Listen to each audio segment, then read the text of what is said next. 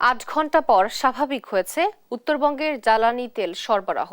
বগুড়া জেলা প্রশাসনের সঙ্গে বৈঠকের পর রাজশাহী ও রংপুর বিভাগে অনির্দিষ্টকালের ধর্মঘট প্রত্যাহার করেছে পেট্রোল পাম্প ওনার্স অ্যাসোসিয়েশন।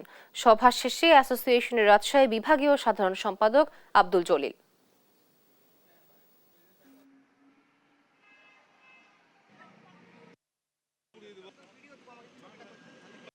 এখন থেকে আর কোন উচ্ছেদ অভিযান হবে না। আলোচনা না হওয়া পর্যন্ত আমরা যেভাবে ব্যবসা করে আসতেছি রোডস অ্যান্ড হাইওয়ে, এখন থেকে আর আমাদের কোনো সমস্যা করবে না। এই জন্য ডিসি মহোদয় সাহেবকে আমি অত্যন্ত আন্তরিকভাবে ধন্যবাদ জানাচ্ছি পেট্রোল পাম্প ওনার্স অ্যাসোসিয়েশন থেকে।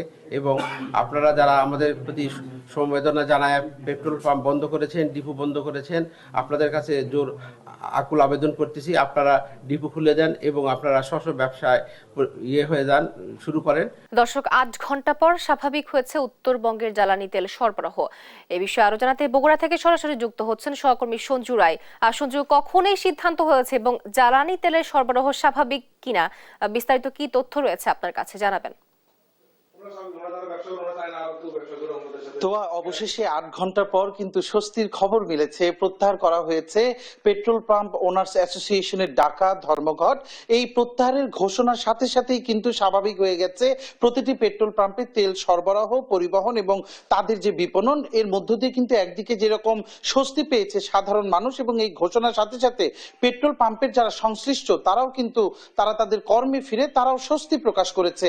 আমি বর্তমানে দাঁড়িয়ে আছি বগুড়া জেলা প্রশাসক জনাব হোসনা আফরোজার কার্যালয়ে। কার্যালয়ে কিন্তু আনুষ্ঠানিক যে সভা, সেই সভা শেষ করে এখনো কিন্তু এই কক্ষে উপস্থিত রয়েছেন সড়ক বিভাগের কর্মকর্তা এবং পেট্রোল পাম্প ওনার্স অ্যাসোসিয়েশন, যাদের সংগঠনের ডাকে এই ধর্মঘট ডাকা হয়েছিল, সেই সাধারণ সম্পাদক আব্দুল জলিল, আদমদীঘির উপজেলা নির্বাহী কর্মকর্তা সহ পেট্রোলিয়াম কর্পোরেশনের কর্মকর্তারাও ধর্মঘট প্রত্যাহারের আনুষ্ঠানিক ঘোষণা শেষে তারা কিন্তু এখনো ভবিষ্যতে কিভাবে নিজেদের মধ্যে সুষ্ঠু সমন্বয়ের মাধ্যমে আর যেন এমন উদ্ভূত পরিস্থিতি সৃষ্টি না হয়, এমন এই আলোচনাগুলোই করছে। আমরা একটু সরাসরি কথা বলবো বগুড়া জেলা প্রশাসক হোসনা আফরোজার সাথে। মহোদয়, আপনি আমাদেরকে একটু জানাবেন কিনা যে আজকে আলোচনা সভায় কি কি হলো এবং সুষ্ঠু সমাধান কোনো শর্তে হলো কিনা, আগামীতে কিভাবে পদক্ষেপ নেবেন? ধন্যবাদ আপনাকে। কালকে যখন থেকে ধর্মঘটের ঘোষণা পেয়েছিলাম আমরা, তারপর থেকে আমাদের জেলার পুলিশ, আমাদের ইন্টেলিজেন্সি এবং আমরা প্রত্যেকেই একসাথে ওনাদের সাথে যোগাযোগ করেছি এবং আমরা কাজ করেছি। অবশেষে ওনাদের সাথে আমাদের আজ 4টা একটা মিটিং হলো। মিটিংয়ে ফলপ্রসূ আলোচনা হয়েছে।